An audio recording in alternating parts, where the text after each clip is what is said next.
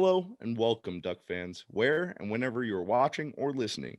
This is the Once a Duck podcast, where we bring you up to date with current and former University of Oregon athletes and give you never before heard stories about your favorite teams and moments in Duck history. I'm Nick Cody. I'm a former Duck offensive lineman.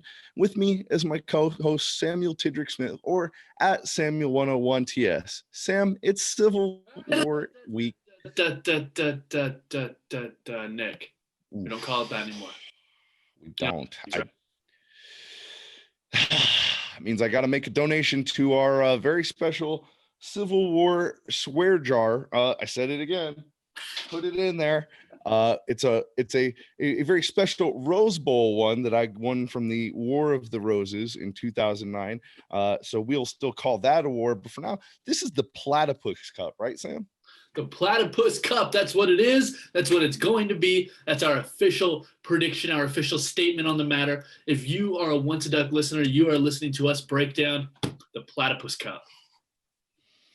Yeah, and before we get to that Platypus Cup, we've got to talk about the UCLA matchup with Chip Kelly that just happened that ended in a 38-35 win for the Ducks. While I know a lot of fans aren't happy, I know one that's going to be very happy is at Backroll 23, who was the closest in our score prediction. He said it was going to be 38-24 Ducks. Now, while it was a little bit closer than that was our best guess, and he gets a 3-pack of masks, so I bet he's really excited about that win. Talking about the game, first and foremost, I think there was a lot of frustration felt by Duck fans, particularly, that first half, a lot of back and forth. But I also look at this as something we've expected this whole season, that games are going to be up and down, that teams are going to have, each other's defense have kind of figured out, it felt like, on that game. And, we saw the Ducks run game struggle for kind of the first time this season. So, just before we really delve in deep here on what we saw in the game and some questions from our fans, I wanted to just go over another quote from our life manual. And today we're going to talk about toughness. Toughness is in the soul and spirit, not the muscles. And that's from Alex Karras. I hope I'm pronouncing that right. But that comes from the old life manual. And I think that's real important as we go back and reflect on this game. As we'll talk about, there was a big injury to Noah Stool that got everybody pretty nervous. There were a lot of moments where it seemed like Coach Kelly had us quite figured out, not just in terms of their offense and, going in with a backup quarterback kind of last minute and executing really, really well in the run game. But also I felt like they really had our run game kind of figured out a little bit, and were shutting us down there. So I'm happy we got the win. I'm thankful for it. And I'm glad that our team was able to get that challenge at home. And we really got to see that this is a tough team there, that backups can step up in big moments, Sam. Backups can step up in a huge moment, Nick. Before we get into that, really quickly, I just want to run through some of the best parts of this game, some of the positive of what we were able to take away from it. Number one, Tyler Shuck, 3 touchdowns, no interceptions, 19 for 30, 334 yards. He had a great ball game. And we saw a great ball game out of Devin Williams, 6 receptions, 123 yards, 1 touchdown, as well as Hunter Kampmoyer returning from injury, 5 receptions, 70 yards, a touchdown. There was some really, really good things seen in this ball game. Another one was some of the intensity defensively. While there was still definitely some mistakes, probably one of the biggest plays of the game was made on defense and was made by a second stringer stepping up, that being Happel for Oregon, returning the interception on the Hail Mary at the end of the half, a play that was energetic and was exciting, but one that in a close ball game turned out to be potentially the difference. Yeah, absolutely. And Happel was a huge pickup coming in this season, especially, after we lost so many DBs, including a guy we'll talk to later, Brady Breeze. But he came in at just such a big moment. I know a lot of fans were talking about a couple plays before that it seemed like he missed, but I thought it was a big mistake and very unusual of Chip to not just kind of run the clock out there at the end of the half, but I think with making that big play there and the penalty, I thought, maybe that's what changed his mind. But, man, the hit on the quarterback, I think that was Dorless. It was. That was nasty. First and foremost, Happel needs to go give him a big thank you because, the quarterback had no idea where that ball was going when he put it up because he was looking at the sky. That was an awesome hit. It was good to see the quarterback pressure that we were getting on, even when we weren't necessarily getting there. Making a guy that young nervous is always going to be doing a good thing. As long as he's hearing footsteps back there, if you get him, if you get a young guy moving in the pocket early, before there even is really pressure, sometimes that can force a sack. So that was something I was really happy about at the end of the first half, obviously. But what a play from Happel. And, big players step up in big moments and make big plays. They absolutely do. Another big player who stepped up in some big moments today, on Saturday, Travis Dye in the rushing as well as the receiving game. He led all rushers, only 40 yards. That's how much Oregon's offense was struggling to run the ball. 10 carries, 40 yards. It's only 4 yards a carry.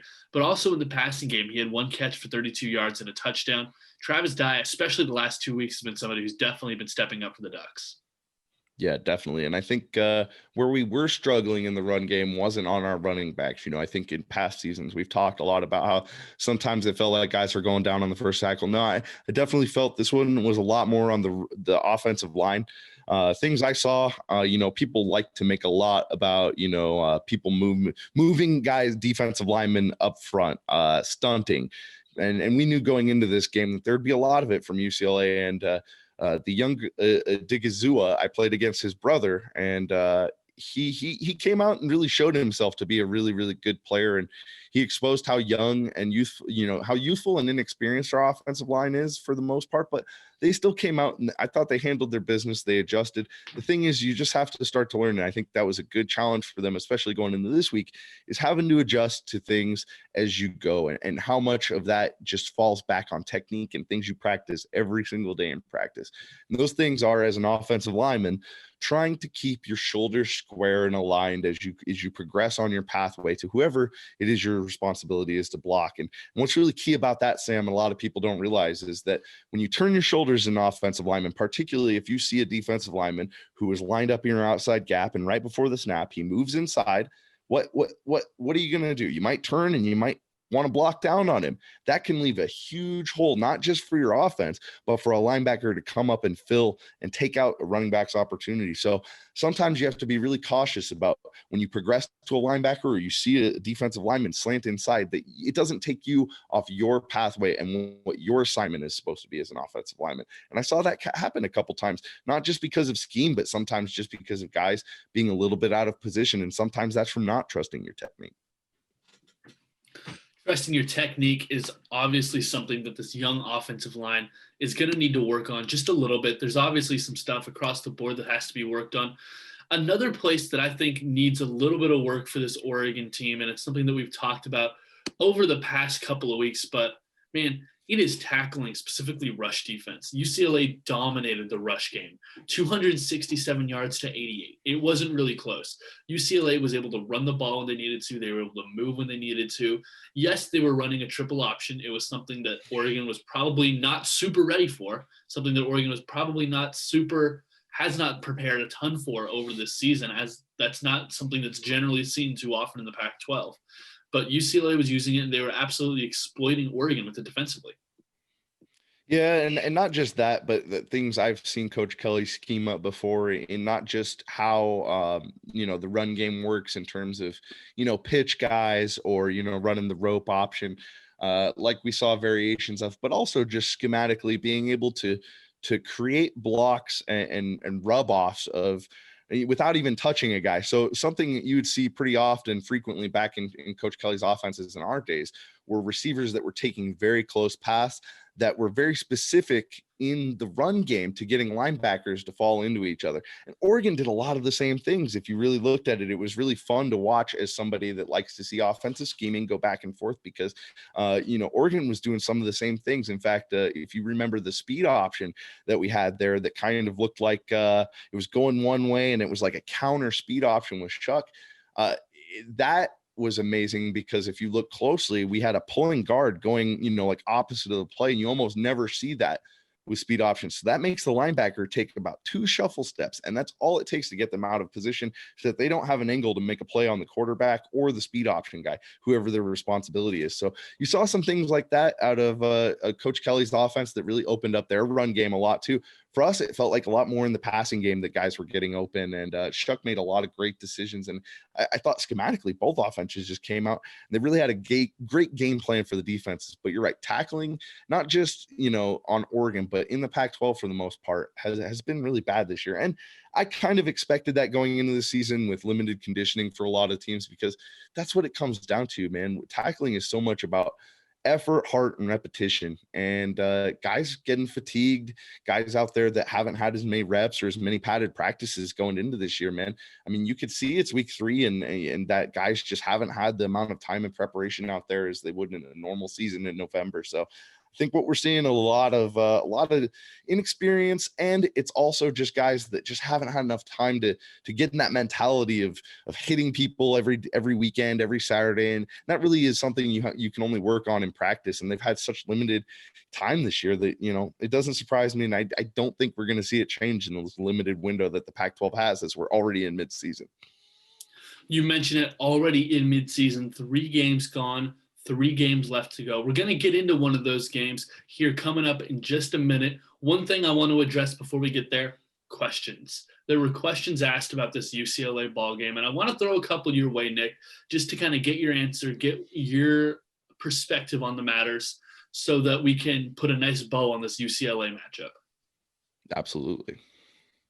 The first one is one that you actually already answered on Twitter, but we felt was prominent enough to bring onto the podcast.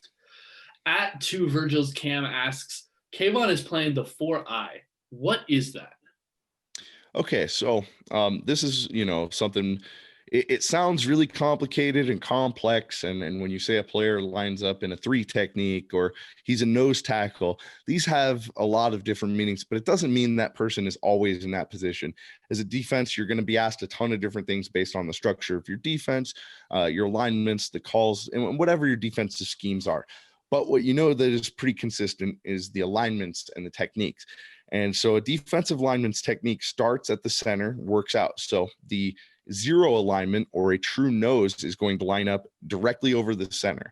And then you'll see from there that nose tackle or defensive tackle, as they consider it, if he lines up just outside the center, that's considered a 1 technique. So their responsibility is a little bit different. How they have to play their gap responsibility is a little bit different based on that alignment. And basically you work out from there, and that's how your count works. So a 2 would be, aligned on the guard. A 3 technique is lined up just outside shade of the guard. And a 4 technique is lined up head up on the tackle. So a 4-eye just means you're taking the inside number of that tackle, you're lining up right there. So when they say Kayvon is a 4-eye, and you hear that in interviews and stuff, that means that's a technique he's playing. He's not always there, but it's not the same as when he's in that true 5 technique and has the edge of the tackle. And then you work out from there, so on and so forth. If there's a tight end and you're lined up on the tight end, you're 7 technique. If you're lined up far outside of tight end, even if there is no tight end, even if it's an imaginary tight end, you see this in the NFL from the Eagles.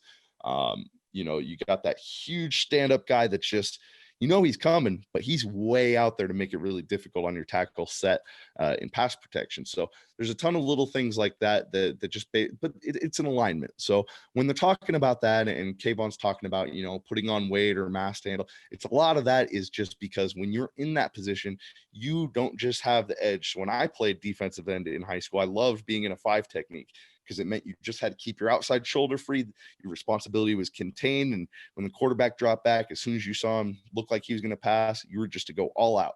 And I think that's something that's really fun. When you're in that 4-eye, you're already inviting people to double team you, not just in the run game, but in pass protection. If a slide protection is coming your way, in fact, that guard's going to be coming over with the center help. So you're going to get bumped a lot, but it does put you in a great position to get upfield right away. It can put the tackle in a bad spot, for example, especially in the run game. And your responsibilities are a little bit different, but you can do a lot of interesting twists. And I think something we've seen from Kayvon this year, especially in that position, is he's eaten up a lot of blockers and opened a lot of other free guys to make plays. An excellent answer there. The second question comes from @KyleCad. Mr. Special K checking in. I'm just gonna paraphrase the question a little bit because it is a long one, but I think it's an important one.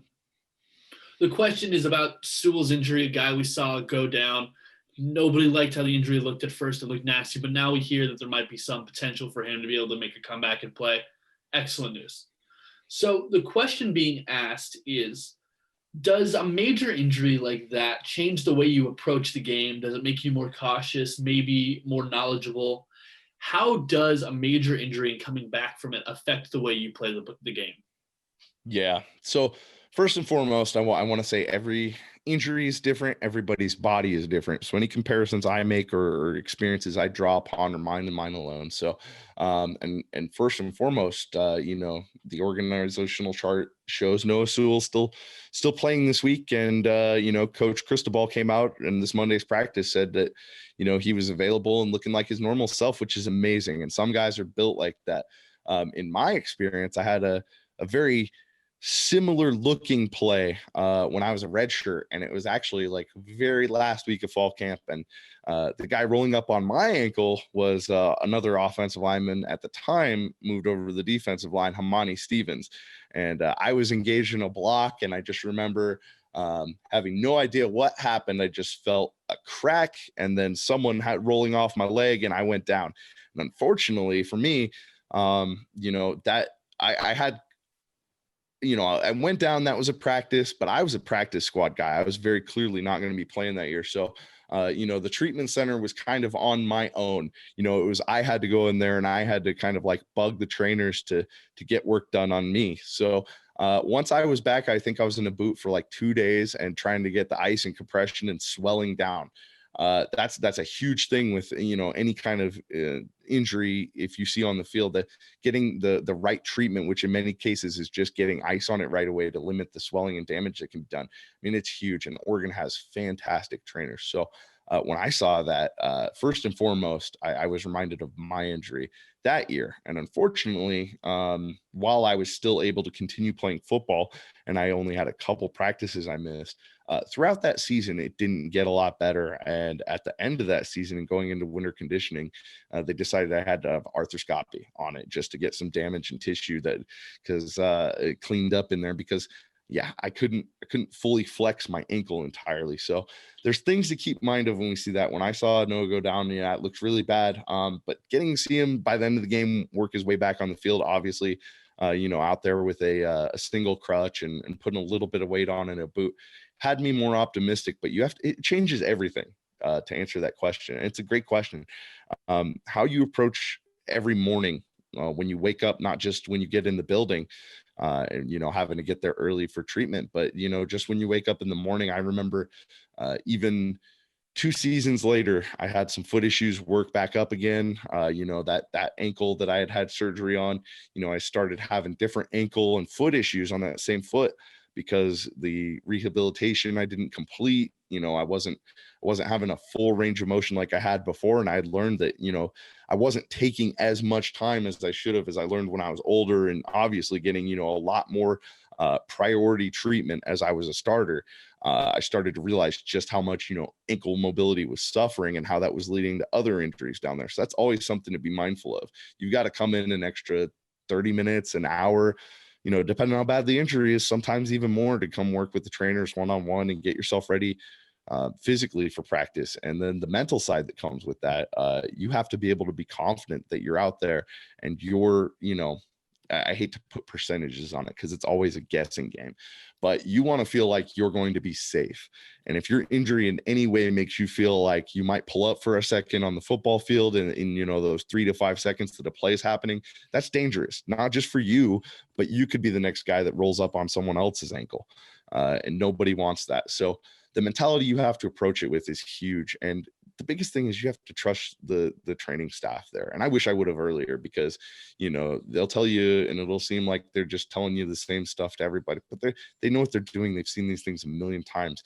They've taped at least 1 million ankles, and they have experts in there in every single department that they go and refer to when things are really serious. So it took me until my ankle was scoped to really take it as seriously as I needed to. But I think the biggest thing is body to body is different, and the Sewells are clearly built different. So it wouldn't surprise me if, they treated it right away, got ice on it, and the next couple days the swelling went down, and you just saw this guy, kind of heal back miraculously. Because number one, the youth there, I mean, when we're all younger, we all heal a lot faster. but also just, those guys are built different, man. Maybe thankfully it was just a loose high ankle sprain that isn't going to be too serious and they can play on. That's what I hope for, because our defense is really leaning on him. And you could tell once he was out for that game that, the UCLA run game was able to take advantage of us a lot. That it absolutely was. Noah Sewell, one of those guys who fills the gap so well. When a guy like that goes out of the ball game, it's definitely going to affect the run defense. Nick, is there anything else you have on your mind from this Oregon UCLA matchup, or are we good to move on to Oregon State? Man, I just think it's good to keep in mind that, I think we really have not, we can't rush to judgment. It's mid-season, but it's 3 games into the season. I think, you hear a lot of people that want to be quick to, the first couple series, if things aren't going well, they want to pull the quarterback or they want to question coaching. And I think we saw, Coach Kelly's best shot.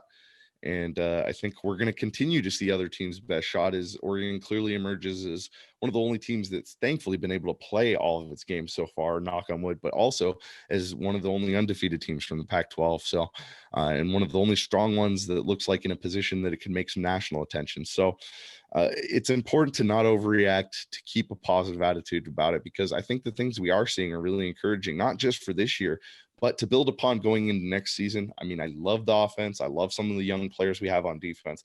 So I think it's important to keep those things in mind. And I think with that, we can wrap on to Platypus Cup week. Platypus Cup week. That's a good catch right there, Nick. It is Platypus Cup week. Oregon versus Oregon State. These two teams, they've played each other 123 times. Oregon, well, they've won 66 of those, 10 of which have been ties, by the way. Current win streak in the rivalry, Oregon on a 3-game win streak, looking to extend that to 4 this Friday.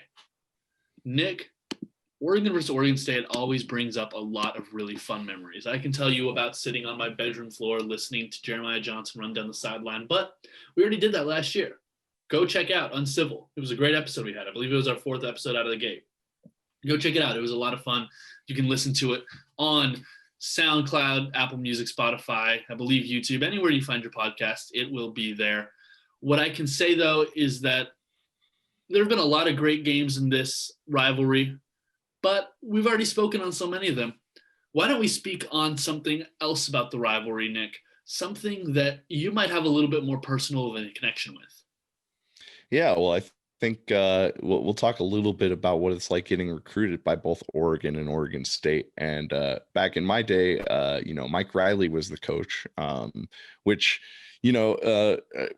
however many of the last 20 years, it felt like, you could say that just given most of the years. But I was really close to going to Oregon State. I've talked about this before in my recruiting process, but never quite talked about why I didn't go to Corvallis or what that recruiting process was like. So I think one of the funniest things was the 2007 Oregon spring game, and I was invited as a recruit, but the Oregon State spring game was the same day, and they really wanted me.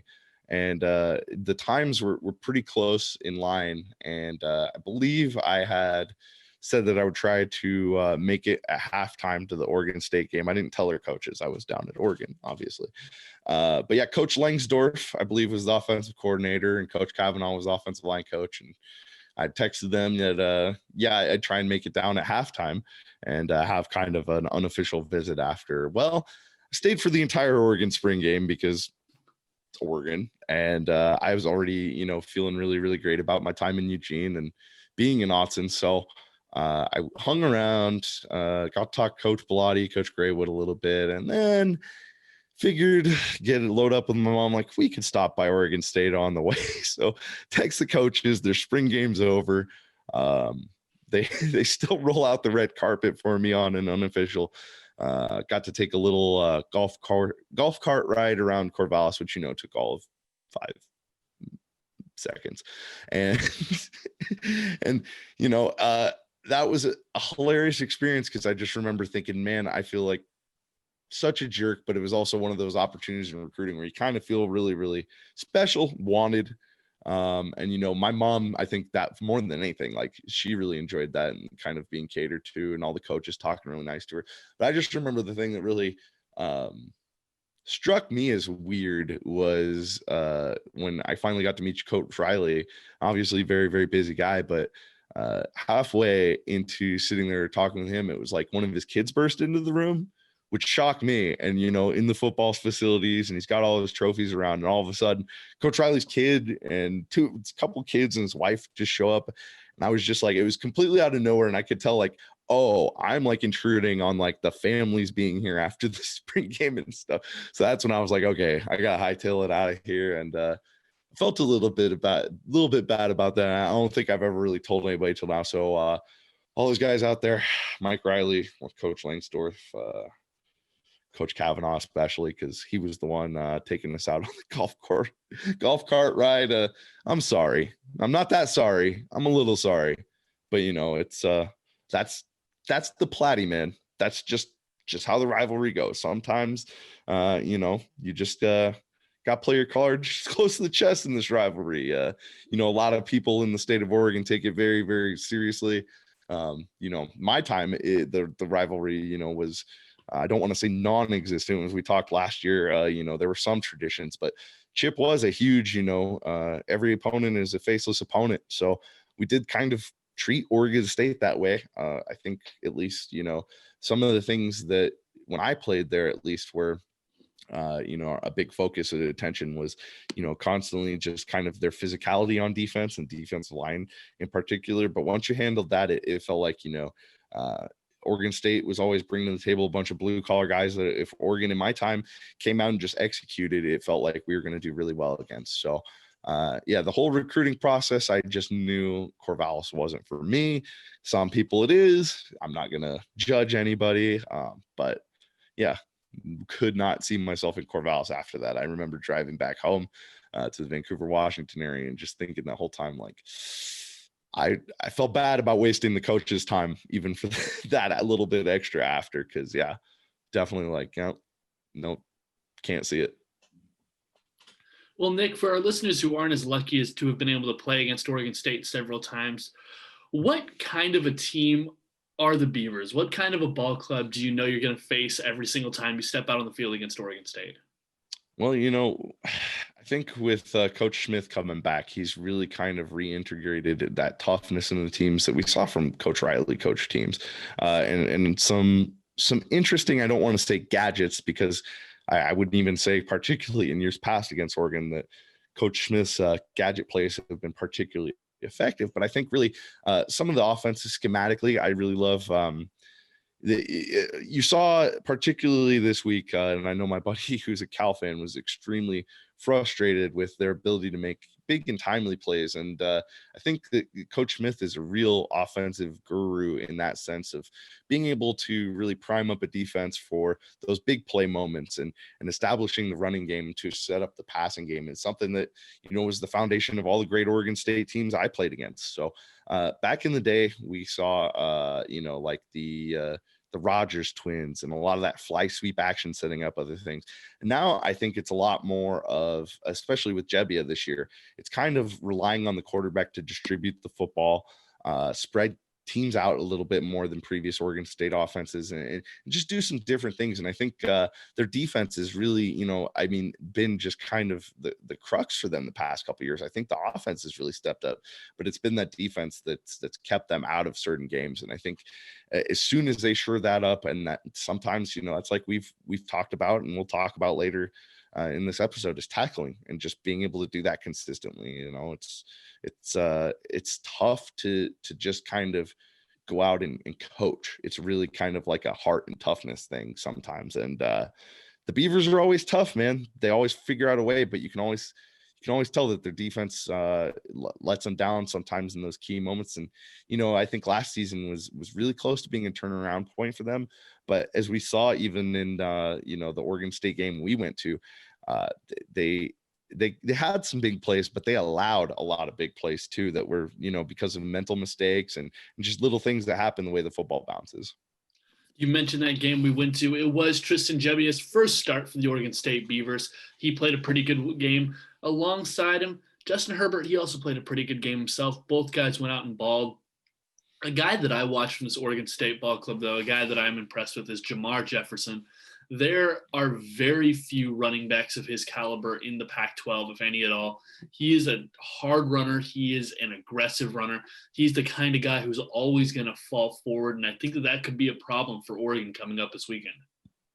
Well, yeah, and if you're him after the week he had against Cal, and you're watching the Oregon tape this week, you got to be licking your chops, thinking, man, I could have a huge day if Oregon comes out and plays like that. So yeah, that's a guy, Jamar Jefferson. That's a guy you got to shut down. That's kind of where the keys have to be on defense. That's where it all starts, is tackling him and shutting him down before he can get extra yards. I think that's going to be a huge key this week, and at least in terms of our offense, I think it's going to be a huge part of containing, consistently keeping the ball so that you can keep it out of his hands. If you can play, kind of that bully ball style that sometimes has gotten the best of Oregon in the past, where you can limit the other team's possessions, I think that will really help them against Oregon State, because once he gets going, man, it's tough to stop. Oregon versus Oregon State. It will be going down Friday. That will be such a fun ball game, Nick. It's about that time of the set of our episode. Time to talk about some of the keys for this weekend. You just mentioned one in being able to stop Oregon State's running attack and Jamar Jefferson. I'm curious for a couple of more things Oregon is going to have to do coming up on Friday to get the win over Oregon State. So one thing that that used to be a coaching point I used to hear is be where your feet are. And I think a lot of times when someone's trying to make a big play, execute a big block, you lose sight of where you are trying to get where you want to be. And in terms of blocking, especially as an offensive lineman, I always understood it that if I didn't have my feet underneath me, it wasn't going to matter. I was going to get to a linebacker or a defensive lineman, and I wasn't going to be able to execute the kind of block with the force I wanted.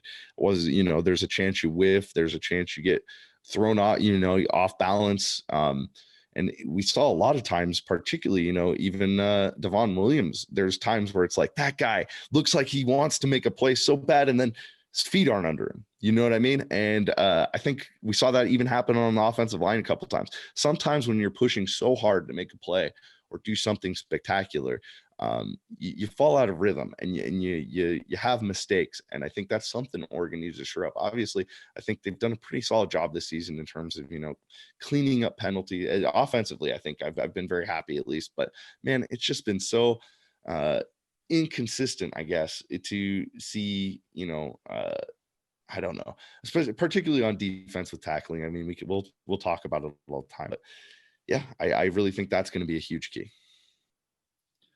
Well, you just said it right there, but my key to this game was going to be tackling. It has to happen for Oregon this week. We've been saying it for the past 2 episodes now, the past 3 weeks that we've been watching Oregon play. There have been issues sticking guys to the ground. It's been difficult for the Ducks across the board. It's not just a D-line issue, a linebacker issue, a defensive secondary issue. It's across the board. Oregon is struggling to wrap up. They're struggling to hit, and they are struggling to bring guys to the ground. This is something I know you can talk more about, and we're going to talk more about with our guest here coming up. But that is something Oregon has to be able to clean up in order to beat Oregon State on Friday. Well, yeah, and you said it. It's something we've talked about, but I think it's going to be something we probably continue to talk about. It isn't something that is just consistent with one team. I've seen it throughout college football this season. You even see it sometimes at the NFL level right now, where particularly with the limited preparation, man, it's tough. And particularly if you have any guys out due to COVID or contact tracing, it's even tougher because not getting those reps and coming back. And I think a lot of what I think threw off our defense even more and had them out of position to make tackles last week was, again, schematically, we saw some things we weren't expecting. We played a quarterback we weren't expecting. We had talked a lot about DTR and the kind of passes he would attempt to throw. And I think we saw actually a really, really good young quarterback that made a lot of great decisions besides that, that one fumble at the half where he's getting knocked to the sky. So I think, Oregon has to keep in mind that with all the guys that they lost in that secondary, like Brady Breeze, it's going to be really, really hard. And you're going to have to get those extra reps in practice and take every single one of those seriously to try and, improve your own individual ability to tackle, because tackling is a fundamental skill and you only improve fundamentals by working on them constantly. somebody who's worked on his game constantly is somebody who we are about to have on the show with us. And Nick, I am so excited for this interview. It is somebody who I consider a friend, somebody who I've definitely watched a few Oregon basketball games with, been able to enjoy meeting, join the company of. Why don't you tee it up for us, and then we can get to it. Yeah, we talked to him in the Rose Bowl a little bit. I got to, congratulate him off the field after, and I got to say, hey, man, I hope you come on my podcast someday. And who knew it would be so soon? With us now, Brady Breeze. Brady, thank you for joining us. Last week, we had on another guest who is seemingly born a Duck, Neil Everett. On this show, we love talking with our guests about their unique experiences coming to Oregon, but we really couldn't go without asking you, what was it like having an uncle like Chad Cota, who was a part of that historic Gang Green defense in 1994? That was pretty cool. So, growing up, we used to always, put in his old, tape clips and put them in the TV and the VHS and, watch his old highlights and watch, some old games. I remember as a kid, I'd sneak into his bedroom and stuff. And because he had all the tapes in there, and me and my cousin would grab them and we'd, watch. I think it was the Oregon versus Washington game. And we saw a couple games where he had some picks and stuff. I think it was Oregon versus Cal or something like that we would watch as well. And I don't know, it was just kind of cool watching, all those games and stuff and seeing, legendary guys like Kenny Wheaton playing, all these games. And I don't know, just kind of learning about the history of Oregon was pretty cool. And, we go to Autzen games as a kid and stuff, and all these people are coming up to him like, hey, you're Chad Cota, this and that. So, that was pretty cool. We didn't really know how, much of a legend he was, until we got older. All these people, still recognize his name, and, he definitely left a mark on Oregon, that's for sure. Brady, Duck fans are very familiar with your uncle, but one person that I want them to be very familiar with as well is you, the man Brady Breeze. Who is Brady Breeze? Where did he come from, and how did he get to Oregon? Man, so I grew up Southern Oregon. Was born and raised in Medford, Oregon. Lived there till I was 16, and then when I was 16, my family and I decided to move out of Medford in Southern Oregon and move up to Lake Oswego, the Portland metro area, and played at South Medford for 2 years and then played at Central Catholic for 2 years. Got a scholarship going into my junior year, but really grew up, my whole life being a Duck fan. Went to games at Autzen, as long as I can remember. Sixth grade, I was in a boot. I broke my leg in sixth grade and still managed to hobble up and down the stairs, going to Autzen games and stuff. So, my whole life, we've been, diehard Duck fans. And then, when I got the family, just going crazy because, it's all we've ever, dreamed of doing. We had Duck pajamas, Duck wallpapers on our phones and iPads and stuff, growing up. We've been, diehard. So, it's definitely been a cool experience. And, being able to play at Oregon, it was definitely a dream come true for me, my family, and my friends and stuff. So it's definitely been, a great time. See, I can definitely relate because I've got the Duck pajamas now. I didn't have them before because I wasn't a Duck, but now I've learned. So another thing we can really relate on is you're a guy that worked your way up to the depth chart, and you didn't have a ton of starts over your career, but when you did, you had a big impact on the field. What was it like, kind of grinding through and working your way onto the field? Oh man, it was tough. I felt like I should have got some more opportunities and stuff. Showing up in practice. Feel like I have a great practice. And just wouldn't really get, the rewards for, performances, in the practice field and stuff. So that was definitely really frustrating, seeing how games would go. My sophomore year, I almost didn't play, any type of defense. So that really frustrated me. But, being able to play special teams and stuff, kept me hungry. And going into my redshirt junior year, I was pissed off, because I felt like I should have played more. And, I just kept kind of grinding up the depth chart. I think I was 4th string going into spring ball, going into my junior year. And, I was just so frustrated and stuff. But I was like, I'm going to stick to it. I'm going to grind it. This is what I've, dreamed of doing. So, worked my tail off and ended up, becoming a starter by the end of that spring, and then worked my way into the season. Was starting all fall camp.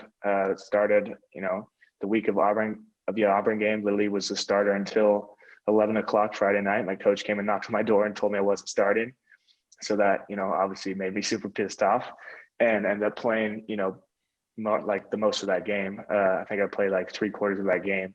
So, I mean, I was fired up, but it just, it motivated me more each and every day. And then, as the season, went on, I finally got some more opportunities and stuff and, started to make some plays. I just tried to make the best of it. I mean, as frustrated as I was, I definitely was so happy with myself and happy with my coaches for, finally giving me opportunities and stuff and, let me get to play football because, that's what I came to Oregon to do, to play football, not to watch. I watched my whole life. And so when I was at Oregon, I wanted to play, obviously. But yeah, finally being able to get those opportunities, I was so thankful and so happy with my coaches, for finally giving me a chance. And, they were super proud of me at the end of the season, the way things worked out and stuff like that. So, it worked out pretty good though. It was a rough start, but it ended really well. So. Brady, you mentioned it there for a minute, and it's the impact on special teams. It's something that we talk about on this show a lot, how special teams need to be special day in and day out. You were a guy who was special on special teams. You were somebody who went out there. You would hit people. You'd make big plays all the time. You were somebody who we were very grateful to see stepping out on the field on special teams because you were somebody that we knew could take care of the issues. I just want to know a little bit about your mentality every single time you step out there to play special teams, knowing that any play could change up the entire course of the game and what it's like being able to be in that position you were in.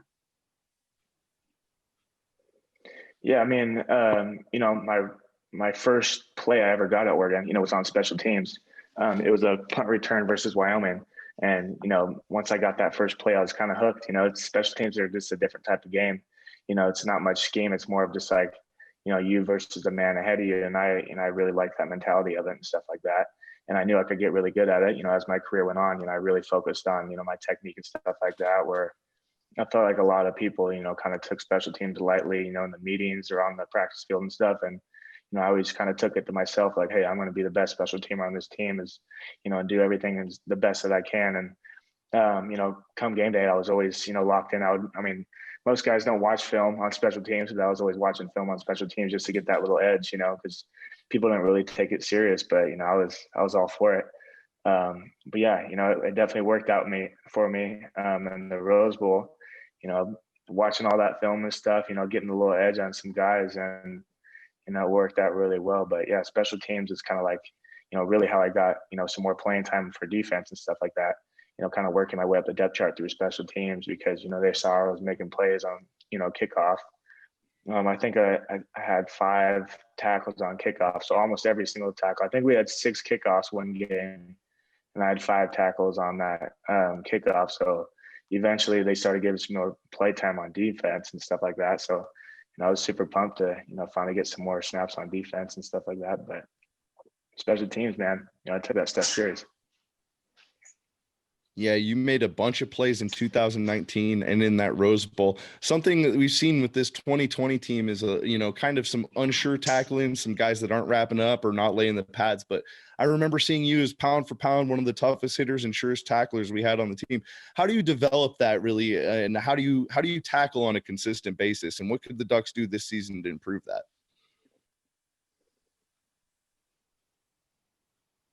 I mean, it's just more of like a mindset thing. We're doing tackling drills and practice and stuff like that. It's all about hustling the ball. I feel like a lot of times missed tackles is because, you're being lazy and, you're not focusing in practice because, we have these drills where it's like you're running literally one-on-one with a guy and you have the sideline and the guy can cut to the field as well. So we're always taught to take off the field and force him to only either juke out to the sideline or juke into you. And I feel like, this year they just need to improve on, taking tackling more serious. When we do these drills, like, dude, I know the drill sucks, but take it serious, because that's something that can really impact a game. You have 3 missed tackles in a single play.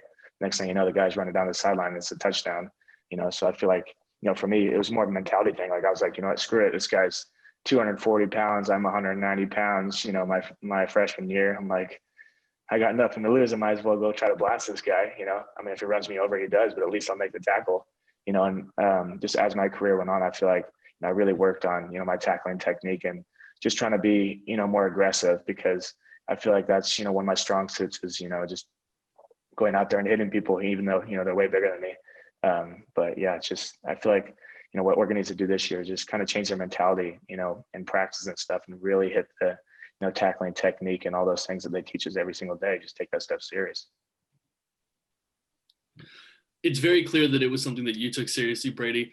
Throughout that entire 2019 season, as you mentioned, you went from not being able to start that first game to being a Rose Bowl MVP. Talk a little bit about what it was like to just feel that ascension, feel all that work come into fruition, and then be able to have your name written down in history as a Rose Bowl MVP, what that means to you, what that game meant to you, and what that season meant to you. Man, it was a dream come true. I mean, everything I worked for pretty much my whole life, whether you're doing, sprints at 6 a.m. with the team, when it's pouring rain outside and it's dark, you can't even see. We got the lights on because it's so early, days like that are kind of the days that, you work for so that you can have, the opportunities I was able to have. And, starting from the Auburn loss and going all the way to finish with the Rose Bowl win and, being able to be MVP and stuff like that. Man, it meant the world to me. I went to the 2000, I think it was a 2008 or 9 Rose Bowl when Oregon played Ohio State. I was sitting up, in the nosebleeds that game, and I was like, wow, that's so cool, be at the Rose Bowl and stuff like that. And then I went to the 2015 Rose Bowl versus Florida State when Mariota just went off. And, being able to play in the Rose Bowl it was definitely special. I definitely looked in those, little sections I sat, being a diehard Duck fan, and just kind of took it all in because, I've worked my whole life, for that opportunity. And, finally being able to work through the season, work through the depth chart, work through all, the struggles off the field and stuff like that, mentally, physically and everything like that. It was amazing, to be able to come out on top and, have all the work that I put in, all the work our team has put in, all the film, all the days of practice where it's cold and raining outside and they make us go practice outside. I mean, all those things are totally worth it, when you come out on top. And, that's why we play football. We play because it's hard. I mean, if it was so easy, everyone would play it, but we play it because it's hard, it's physical, and you get a great reward when you come out and you smash somebody's head in, and it's a big mentality thing. I feel like, for me, I'm always kind of like quiet and nice on the field or off the field. But once I get on the field, it's like, it's game on. I mean, I don't care, who this guy is, and I feel like, our whole team mentality last year was kind of the same way. Everyone was super nice, super hardworking off the field. Once we got on the field, like it was game on. I mean, Justin is the same way. He's a grinder off the field. And then once he gets on the field, he's just like physical, he's a, good leader and stuff like that. So I feel like this season, if Oregon wants to be really good to finish the season strong, it's just, be more intense off the field. I haven't seen anything this year, obviously, as far as watching film and stuff. But I would like to, see them, really take this last part of the season seriously, even though there's no fans in the stands and stuff like that. But, take this season seriously, man. They could make a run. They have the talent and they have, the ability, but, they just need to go. Yeah, when you announced you were foregoing this season to go professional, I think a lot of fans were really surprised by that. But as a guy that got hurt 6 games into my senior year and saw us with, this shortened season, I think I can really relate and understand. But could you tell our Once a Duck fans, why you made the decision to leave early and what you're doing right now to prepare yourself for the professional level? Man, it was the toughest decision in my life, that's for sure. I sat and thought about it for a month, or it was probably like 4 weeks, 3 to 4 weeks. I just sat and thought about it. I mean, I was so stressed out, I could barely sleep. I was, sitting with my family on the phone all day. Calling my parents, calling my uncle, calling everybody, try to get their opinion, see what they think is best. Calling, NFL guys, seeing what they think. And what really came down to is I just felt like, the way we ended last year and the way, COVID just kind of like came in out of nowhere, cut off, even our spring ball. We didn't even get to have spring practice. We didn't really get to have any summer training. And once they announced, okay, we're going to have, a switch schedule, we're going to play our first game September 26th. I was like, sweet, man, we get to play football season. And, we were grinding. We were having a bunch of good walkthroughs. Like we looked legit on defense. I mean, we looked really good. And then next thing we know, I think it was like, I can't remember what date it was, but it was in August. We finished this walkthrough and the coach brings us up. He's like, hey man, I just want to let you guys know they canceled the season. And I mean, shoot, I went home. I felt like I wanted to cry.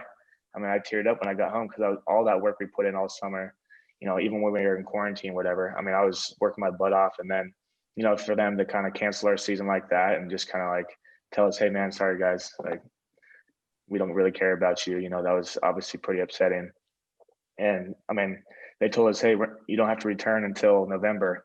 So a bunch of us, like, we weren't doing legit football training. We were training to stay in shape and training to, get our bodies right. But you're not practicing, you're not conditioning and stuff like that. And I just felt like, that's just kind of a sign for me to, just kind of make my decision to, take it to the next level and go out of the season, because it was only 6 games. I definitely would have came back if it was more than 6 games, but 6 games or possibly 7, I was like, this is just so frustrating. There's just too many bad things that can happen. Games could get canceled. If I were to test positive, then, I would be out for 3 weeks. That's half the season, so I just didn't see, a lot of positives coming out of it. Obviously I wanted to play football. Like if people know who I am and they've, met me as a person, they know, I'm a diehard football guy and I love playing football, but with the whole COVID thing, like I wasn't scared about COVID. I wasn't scared about testing positive. I was more scared of like having to miss games because like someone that I know tested positive, I somehow gave him a fist bump or whatever. I mean, there's just too many frustrating things about it. And I mean, I was obviously really upset about the whole 6-game thing instead of a full season. So I just felt like, I just needed to focus on me and train. And that's what I'm doing right now. I'm down in Arizona, Scottsdale, Arizona, training in the XS facility. See Odell every day, say what's up to him every day. I mean, there's a bunch of, really good, hardworking people here. Training with Ambry Thomas out of Michigan. He's kind of my training partner right now. He's a corner at Michigan. He opted out as well. So we've been really training together and getting some really good work in.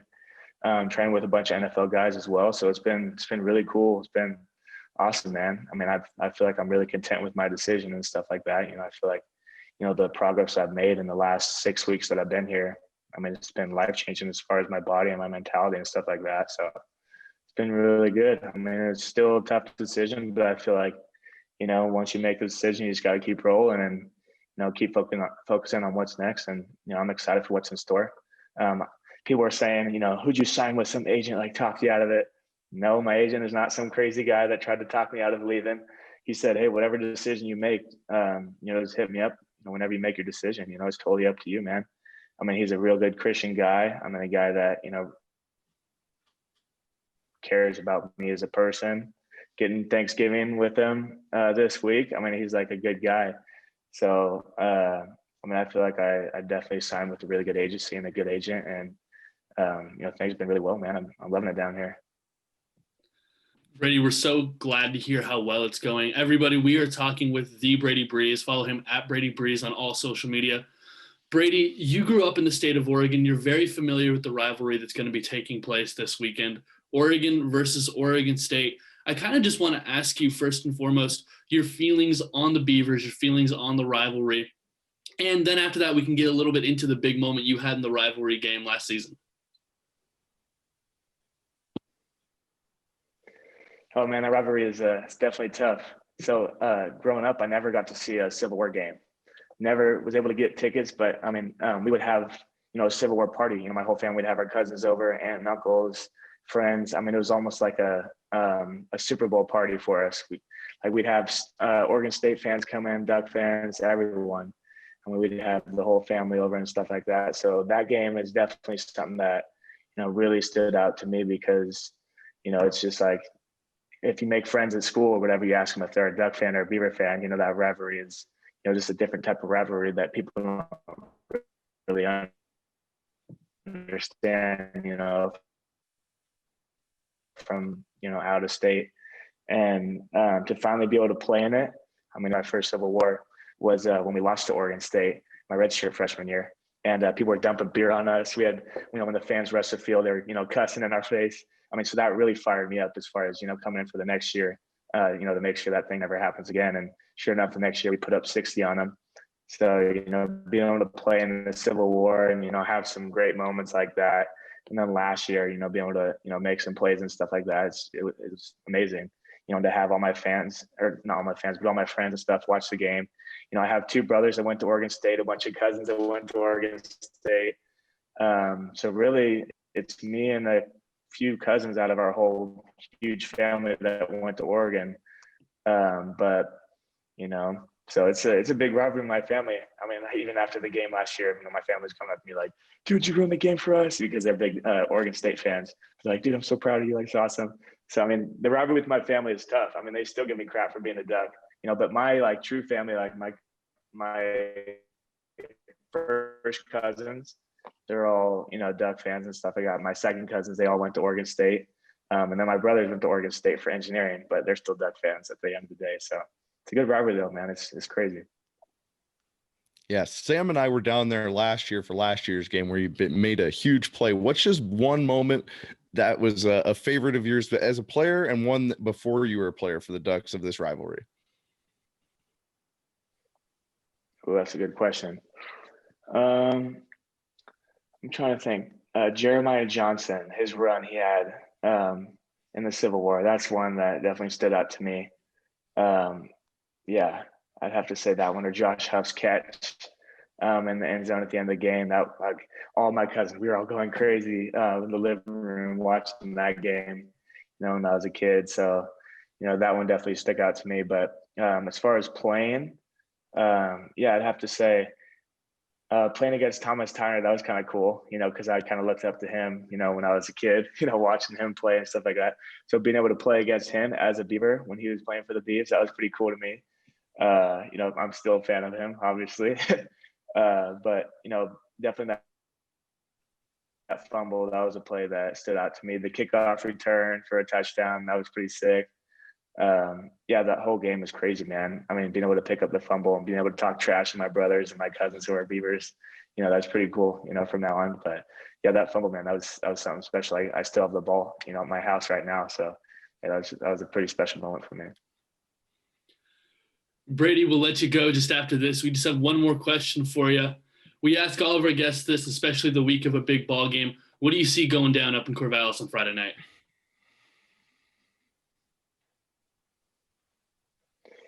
Oh, man. I mean, the Ducks have been playing really well. I mean, I feel like if we can get the offense and defense really rolling, I feel like we have a lot of potential right now. We haven't really gotten the season rolling. We've only played a couple games. But I feel like, they'll be able to get it rolling. This is a different type of rivalry. And I feel like, we have enough leaders on the team that will, keep this thing going and, keep this little streak we have going the last couple of years.